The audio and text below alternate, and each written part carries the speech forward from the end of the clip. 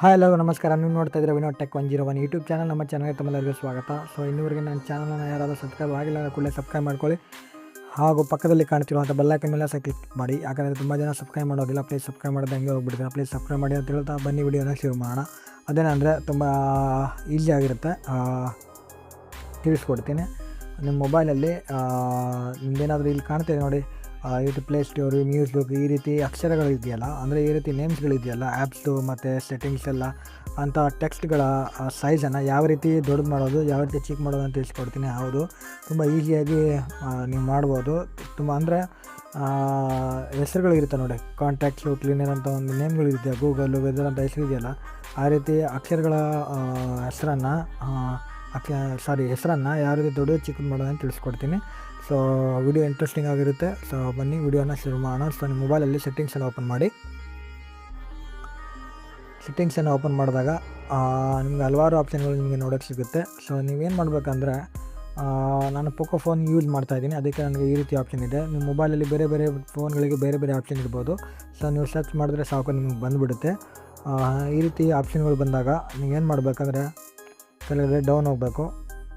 Down ಹೋದಾಗ ನನಗೆ display ಅಂತ ಆಪ್ಷನ್ ಕಾಣುತ್ತೆ. ಇಲ್ಲಾಂದರೆ ಸರ್ಚ್ ಮಾಡಿ ಡಿಸ್ಪ್ಲೇ ಅಂತಲೂ ಟೈಪ್ ಮಾಡಿದ್ರೆ ಸಾಕು, ಡಿಸ್ಪ್ಲೇ ಆಪ್ಷನ್ ನಿಮಗೆ ಶೋ ಆಗುತ್ತೆ. ಈ ರೀತಿ ಡಿಸ್ಪ್ಲೇ ಅಂತ ಬಂದಾಗ ಇದು ನೋಡಿ, ಇಲ್ಲಿ ಡಿಸ್ಪ್ಲೇ ಅಂತ ಶೋ ಆಗ್ತಾಯಿದೆ. ಡಿಸ್ಪ್ಲೇ ಮೇಲೆ ಕ್ಲಿಕ್ ಮಾಡಿ.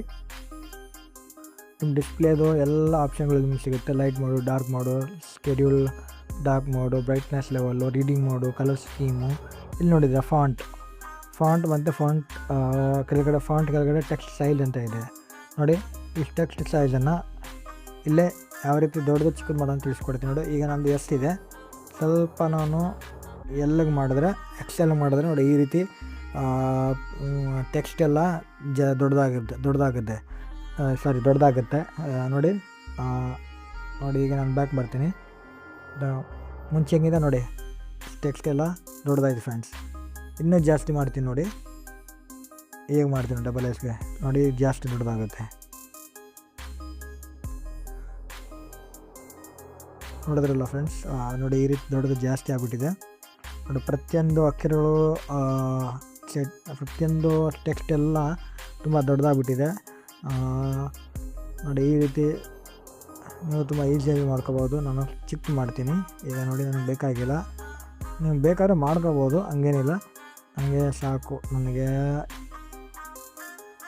ತುಂಬ ಚಿಕ್ಕದು ಮಾಡ್ತೀನಿ ನೋಡಿ. ಈಗ ದೊಡ್ಡದು ಚಿಕ್ಕದಾಗುತ್ತೆ ನೋಡಿ, ತುಂಬ ಚಿಕ್ಕದಾಯ್ತು ಫ್ರೆಂಡ್ಸ್ ನೋಡಿ.